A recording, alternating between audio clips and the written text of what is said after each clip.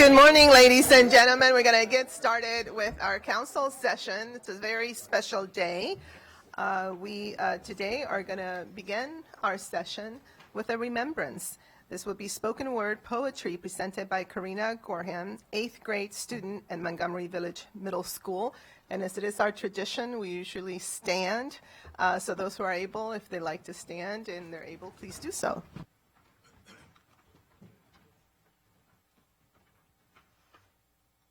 My name is Karina Gorham.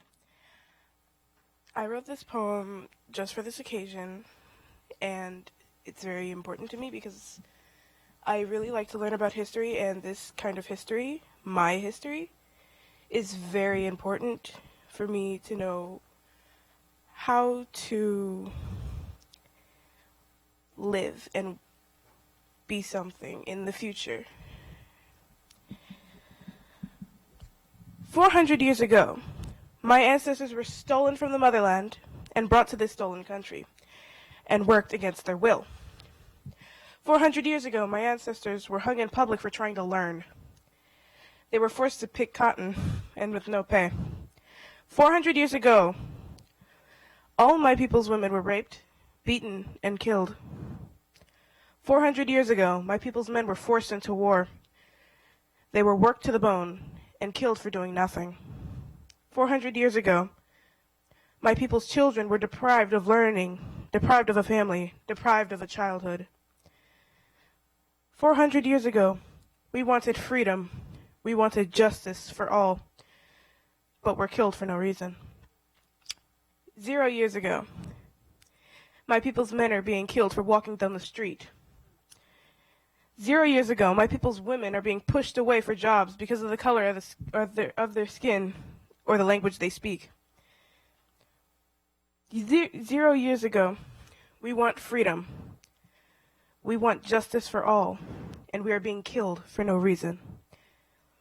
Don't live 400 years ago. Live in today with justice, with liberty, with freedom for all skin colors, all religions, and all genders.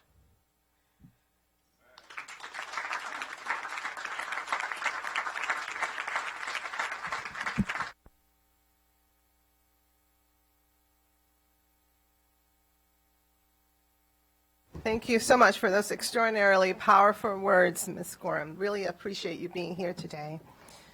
And now we're going to move on to presentations.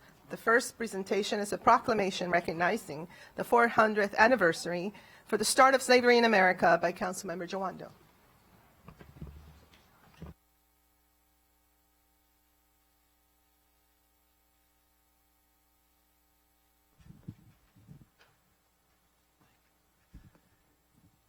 Thank you very much. And Karina, we're so very proud of you and for your courage, your love of history, and thank you for just setting the occasion for us today. So I'd like to just give you one more round of applause because you were awesome.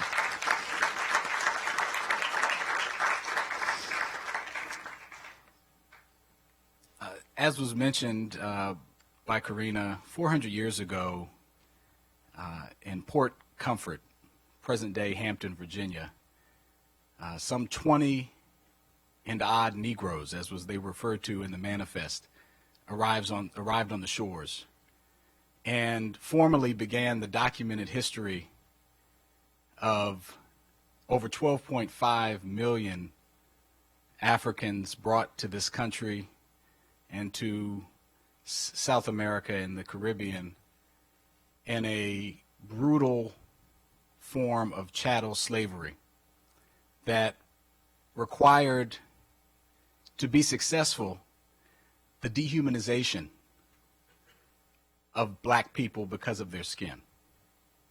And it set in motion a 3.5+ century journey that for some worked really well.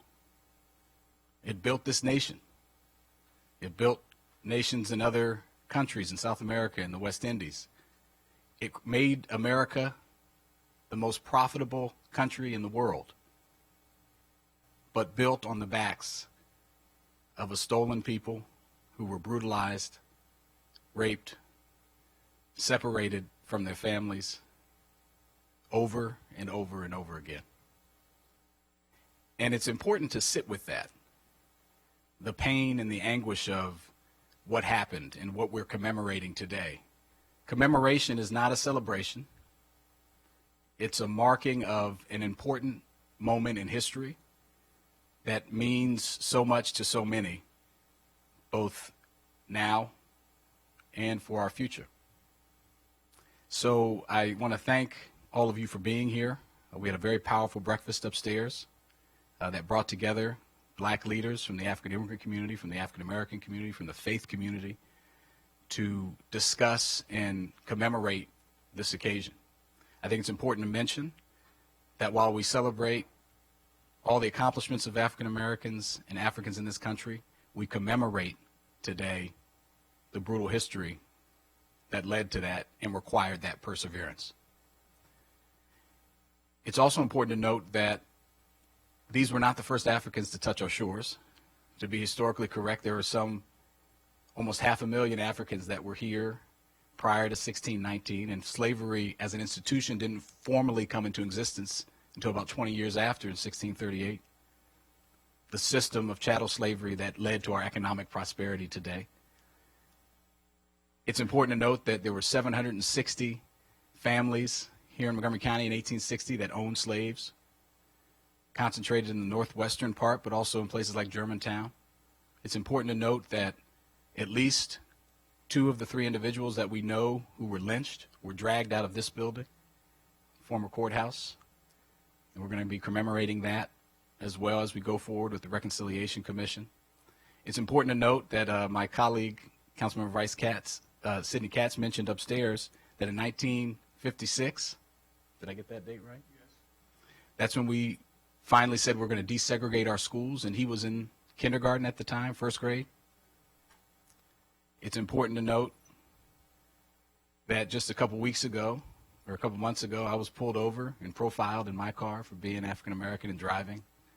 It's important to note that that's happened to many others, that we arrest people at higher rates in this county because of their color of their skin. It's important to note that similar to the 1 in 5 black children that were separated from their parents during slavery and sold other places, here we are separating children from their families because of their skin color and their language and their country of origin. So while we commemorate this, we have a lot of work to do. And I want to thank my colleagues for being bold. I want to particularly thank the council president for being bold in this racial equity agenda that we're going to propose. Has been proposed, and we'll do legislation soon. I want to thank her, and I want to thank all my colleagues. I'm going to invite up all by name, and I need my list, so I don't know where Pam is, but I need my list. And then we're going to read the proclamation. We have several organizations here representing parts of the black community here in Montgomery County. One of the things that's so important to me is that we all come together as black people. Those 20 and some odd Negroes who got off that boat at Port Comfort were African, and their blood runs through our veins and our ancestors' veins. And we are a very diverse black community in the county.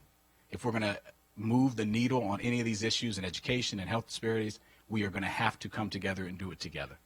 And so that's why I wanted to bring this breakfast together this morning, and I appreciate everyone being here for the proclamation. So with that, I'm going to invite people up.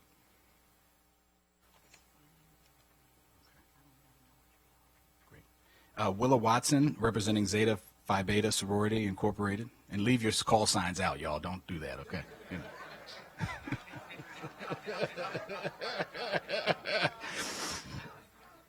Warren Fleming, representing the Damascus Connection. Art Williams and Pat Grant from the African American Health Program. Reverend James Boney from Faith Community Baptist Church, and his lovely wife is welcome to come as well, if you want. Reverend Barry Moultrie, if you want. Is it Linda Moore? Linda, are you here? Yes, okay. From UCAB. Uh-oh, I'm running out of time. Kimberly Harris, is it Harvest? Harris, I'm sorry. Kimberly Harris, yes, Kim, from AKA, Sorority Incorporated. And I have to acknowledge the lovely Michelle Jawando is here as well in the front, my wife. Pamela Young from the Lynx Incorporated. Byron Johns and Anita, where's Anita? From NAACP. Omega, I always mess up your last name. I'm gonna let you say it. From Immigrant Community Services and also the African Immigrant Caucus. Sola Alojegbe from the African Affairs Advisory Group. Sophie Sase from the African Immigrant Caucus. Alyssa Bonner from Delta Sigma Theta Incorporated. Also Pamela Luckett from my staff from Delta Sigma Theta. You can come up as well. And I'll acknowledge Anita Powell from NAACP, as well as Lincoln Park Historical Association and many other things. And I am representing and distributing council member Alpha Phi Alpha Fraternity Incorporated. So I will accept on their behalf. And then can you just pass me the proclamation?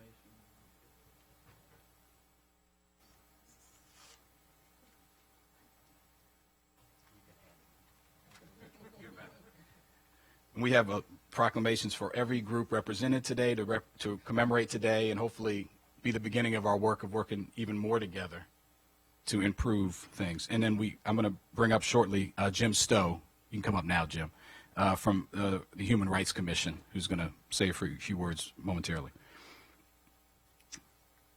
Actually, Jim, let me let you do that first. Do you want to do that before the proclamation, or I'll do the proclamation? Okay. The County Council of Montgomery County, Maryland, proclamation. Whereas in late August of 1619, a ship carrying a cargo of 20 enslaved Africans arrived at Port Comfort, or present-day Hampton, Virginia, through the transatlantic slave trade. And whereas across 3.5 centuries, from 1501 to 1867, more than 12.5 million Africans were captured, sold, and transported to the Americas under our barbaric and dehumanizing system of chattel slavery. And whereas the system of chattel slavery facilitated America's rapid economic growth and competitiveness, and in fact, many of Montgomery County's most successful early families, whose names grace our streets today, were slave owners. And whereas freed slaves who lived in Montgomery County had to carry their papers at all times or risk being sold back into slavery into the South, others who were enslaved chose the perilous journey for freedom, traveling on foot to Pennsylvania and later escaping to Canada. And whereas, despite living through some of the most horrendous atrocities in human history, Africans and African Americans, both free and enslaved, are responsible for building the foundations of this nation and have impacted every facet of American life. And whereas slavery and the anti-black racism it required bequeathed to America an irrational fear of black people, which remains a hallmark of our society today, including in our criminal justice system. And whereas many remnants of slavery and racism remain in our country and county, including the racial wealth gap that has been fueled by segregation, inequities in public health and education, discrimination in housing, and exclusions that perpetuate inequity. And whereas, against all odds, Africans, African Americans, the descendants of slaves in the United States, continue to persevere and fight for equality, achieve excellence, and strengthen this nation as educators, business owners, executives, and elected officials. Now therefore be it resolved that the County Council of Montgomery County, Maryland hereby commemorates 400 years since enslaved Africans arrived in America, and be it further resolved that the County Council recognizes the incredible character, resilience, and numerous contributions by African Americans in Montgomery County and around the United States that make our country and our county great. Presented on this day, the 10th of September in the year of 2019, signed by myself, Will Jawando, and our council president, Nancy Navarro, but included with the entire county council. Thank you very much.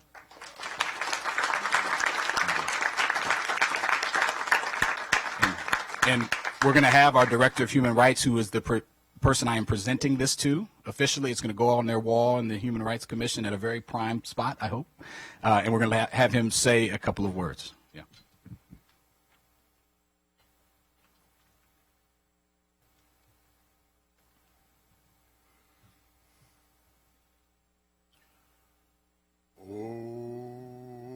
freedom.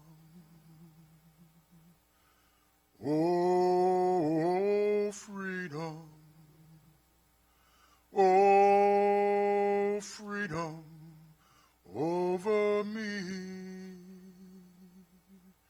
And before I be a slave, I be buried in my grave and go home to my Lord and be free.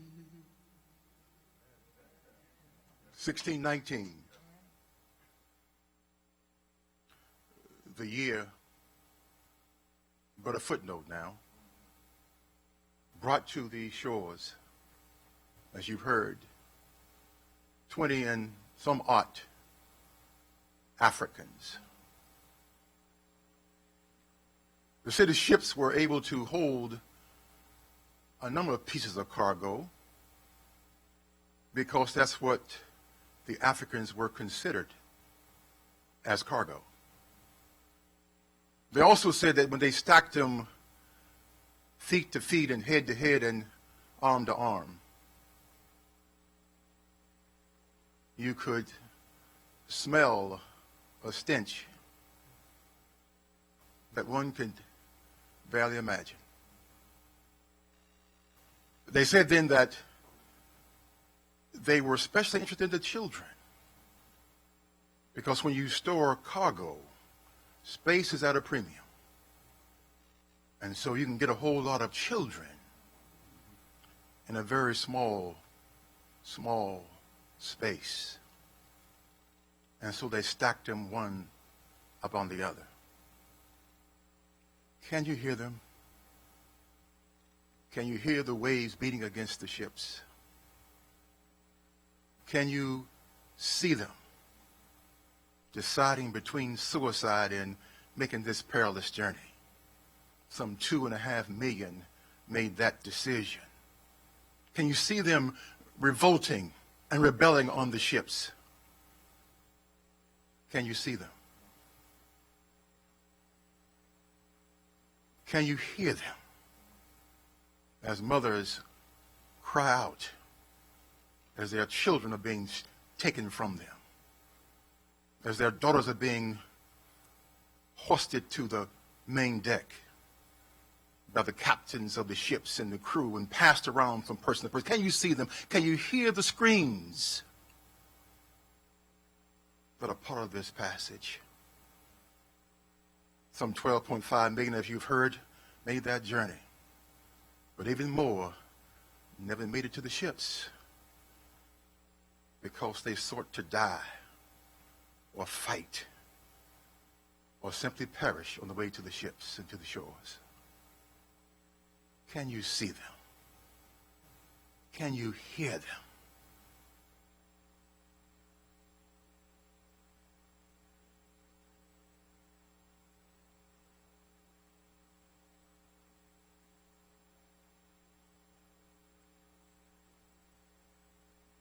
They found their way to the shores of this country and began a process by which they would enable themselves to see this new land that was being talked about that they never got a chance to really see and experience.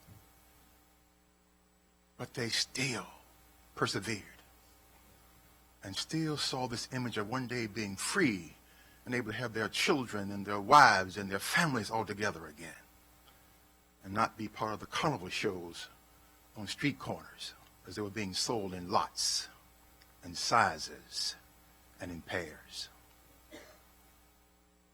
Can you see them? Can you hear them? And so we as a nation began to figure out ways to do something about this great injustice. And so we end up in this grand scheme of things, and we end up passing the 13th Amendment and the 14th Amendment.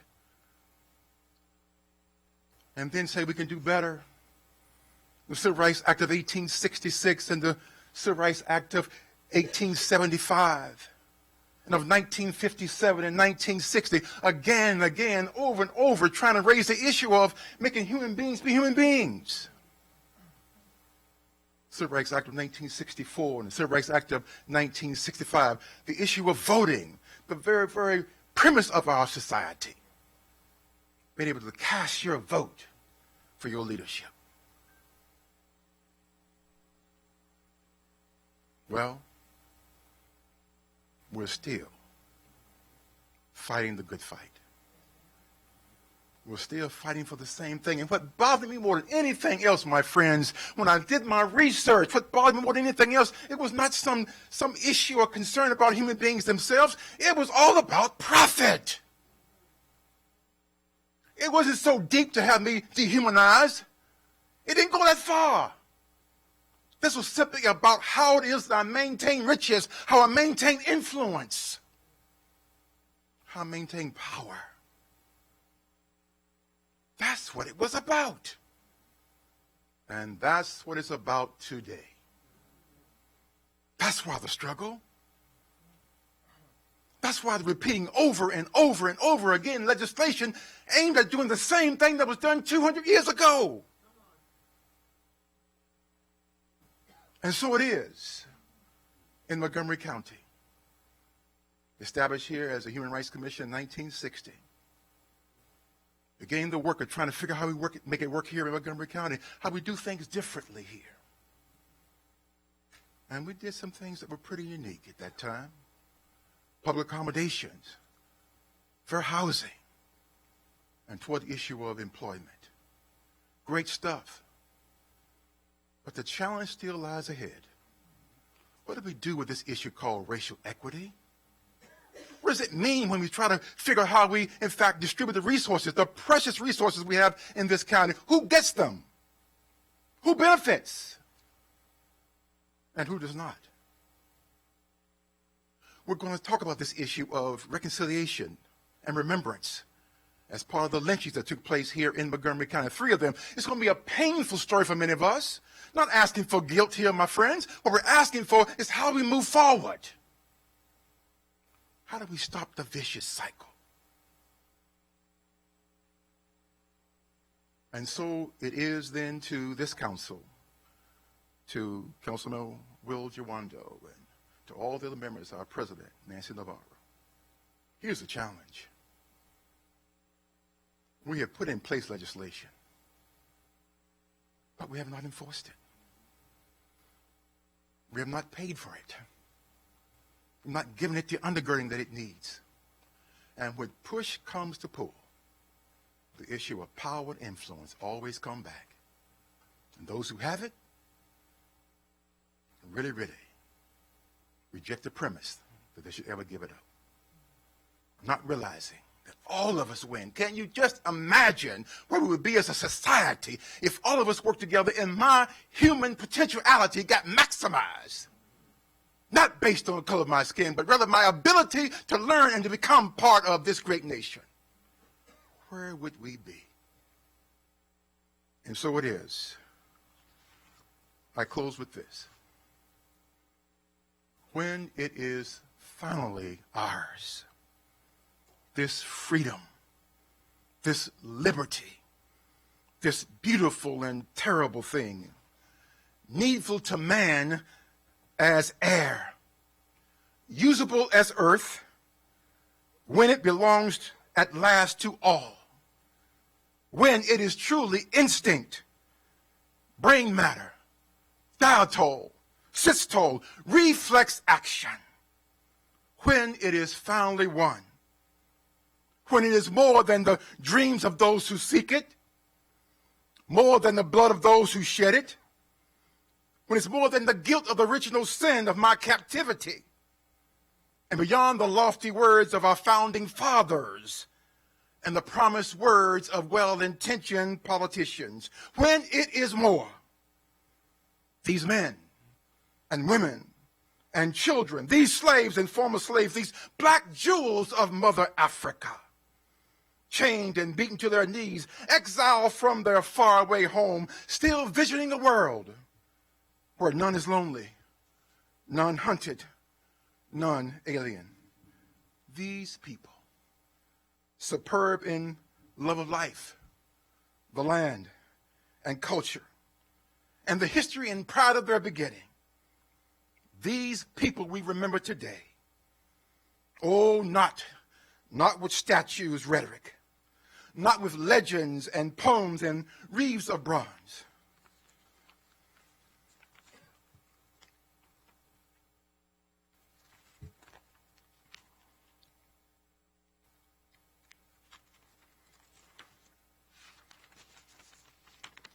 Not with ceremonies and tributes, not with these things alone, but with the lives, our lives, grown out of their lives, lives fleshing their dream of the beautiful, needful thing, freedom.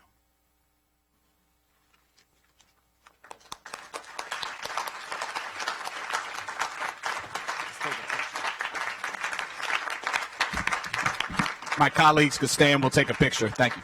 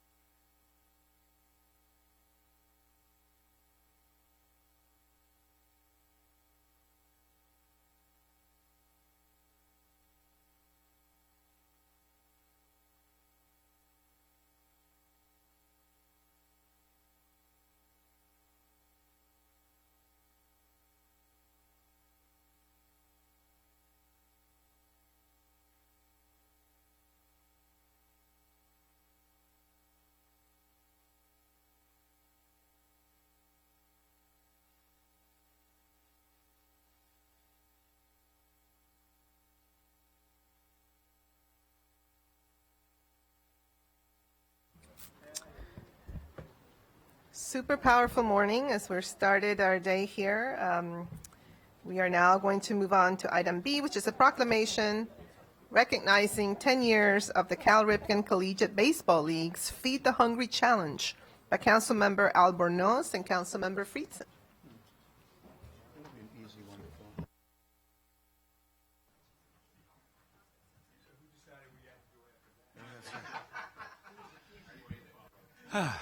Well, good morning, everybody. My name is Gabe Albornoz, and it is a pleasure and honor to be with all of you this morning. And what a remarkable presentation just now. As we come back from recess, that nourished our souls in ways that are difficult to describe. And that was certainly an incredible presentation that left me tremendously moved. Speaking of moving programs and initiatives, it now gives me great pleasure to bring forward and acknowledge a truly unique partnership between the Cal Ripken Collegiate Baseball League, as well as Manna Foods and Giant Foods, who for 10 years have been nourishing families across our region through a unique partnership. If I could bring them forward, and we have representatives here from Manna Foods, Ms. Stephanie Hubbard, from the Ripken League, Mr. Brad Rifkin. We also have from Giant Food, Mr. Ron Simon, and from the Giants, one of the baseball teams, we have Matthew Congas and Alfie Riley. And from Big Train, we have David Schneider and Chris Rogers. And from Georgetown University and a 2019 Big Train player, Mr. Jack Weeks. And Jack, truth be told, my son, my 9-year-old son, has your autographed baseball in his room. And so it gives me great pleasure to read this proclamation along with my colleague, Andrew Friedson, and I want to give him an opportunity to say a few words now as well. Thank you to my colleague, Councilmember Albornoz, and it is just such a humbling honor to be a member of the council on this powerful morning and to be able to represent Bethesda, home of the Bethesda Big Train, and to be able to celebrate partnership and to be able to celebrate giving back and to be able to celebrate how our community comes together with the business community, the nonprofit community, the sports community, and our families to serve those in need. It really is what Montgomery County is all about. It's what the Bethesda community is all about, and it really is just a remarkable partnership, and I am just honored to be able to go to games, to be able to represent a place that does so much for so many, and to be able to celebrate this extraordinary program that has really been helping serving our community in many ways. Great. We're going to now ask Ms. Stephanie Hubbard from Manna Foods to say a couple of words. Thank you so much. Thank you so much, Councilmember Friedson and Albornoz, for your support of this proclamation. The face of hunger in Montgomery County is hidden within our community. A lot of people note that we're such a prosperous region, but 63,000 of our neighbors don't always know where their next meal will come from, including a third of our kids in school. And Manna Food Center's mission is to really reach out into the community and provide food support for people who are going through temporary and long-term crises so that they can be contributing members of our community and help return to self-sufficiency. This food drive over the summer is a really fun one for us because a lot of times when people are traveling, they might not be thinking about donating as they do maybe during the holiday season. And so the Bethesda Big Train food drive is really a way for us to engage the community in a fun way, and we're so thankful for these folks for helping us do that. We're very thankful to Bruce Adams. He's been our fearless leader and such a community service for the past 10 years. Let's give Bruce a round of applause. Thank you. Thank you so much to the Big Train players who go to 12 Giant stores and really drum up support for food donation over the summer. This year they collected over 7,000 pounds of food, and over the past 10 years they've collected over, what is it, Bruce? 30 tons. Bruce loves to talk about the tons at the game, which is really fun because it helps people kind of wrap their arms around the amount of food that we're...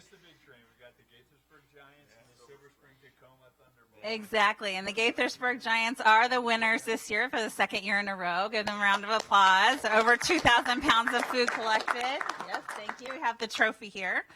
And we also want to thank Giant Food, who's our partner not only for this food drive, but for food drives throughout the year and for donating food to Manna through food recovery. We go to almost every grocery store in Montgomery County to receive food from Giant, and they're our largest food supporters by far and a really valuable partner of ours. So thank you so much. We also want to thank the council. Today is a very auspicious day in the history of Manna Food Center. This morning at 10 o'clock, we began a soft launch of our new free marketplace in East County at 12301 Old Columbia Pike. It's set up like a grocery store. We're going to start serving people there, and the food that was collected is going to help stock those shelves so our neighbors can shop for the food that they want and not just receive the box, because we're still going to be doing the box in some locations, but trying to provide more opportunities for people to select their food. And we were able to do this in part because of the generosity of our community and part of the generosity of the county council and the county executive through the grants process. So thank you so much. We're excited about this new endeavor for Manna Food Center and about the partnerships that we have that enable us to do this work. Thank you. Wonderful. Point of privilege, I do want to also acknowledge my former colleague from the Leggett administration, Bruce Adams. You're not going to find very many people who've done more for this county than Bruce and his family, so thank you for your leadership for many years, Bruce.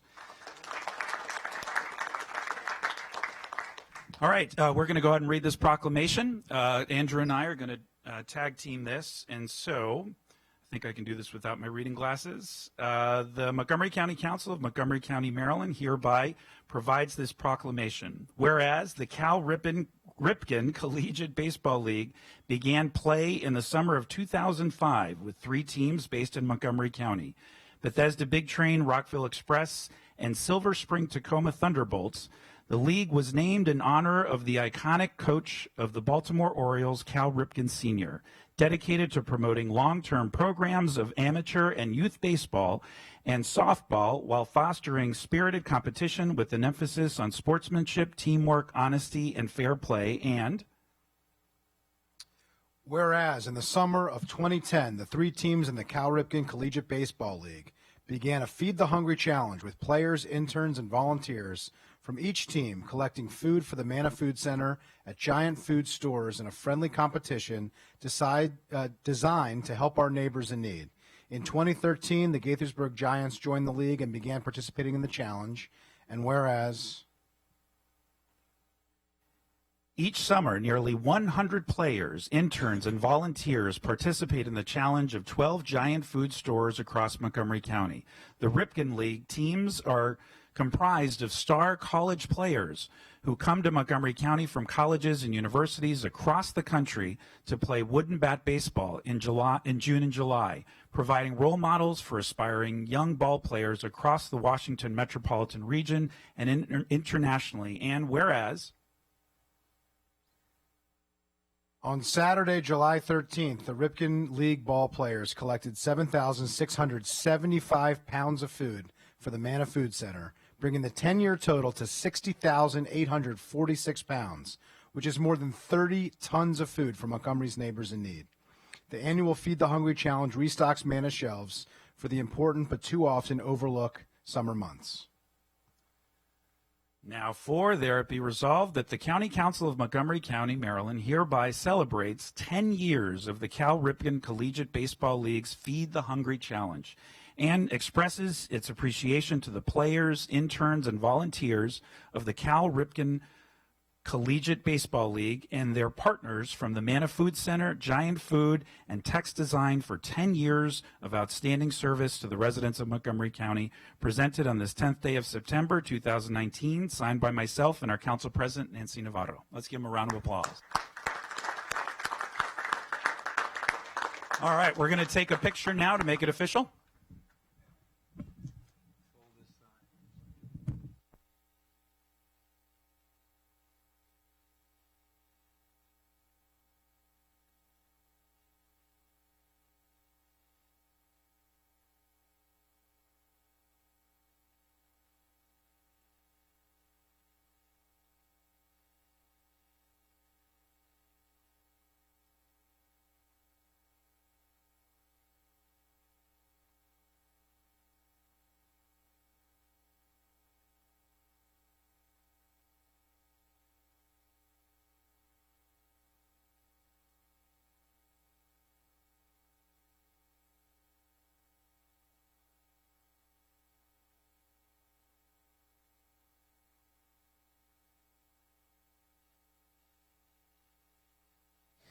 What a wonderful partnership.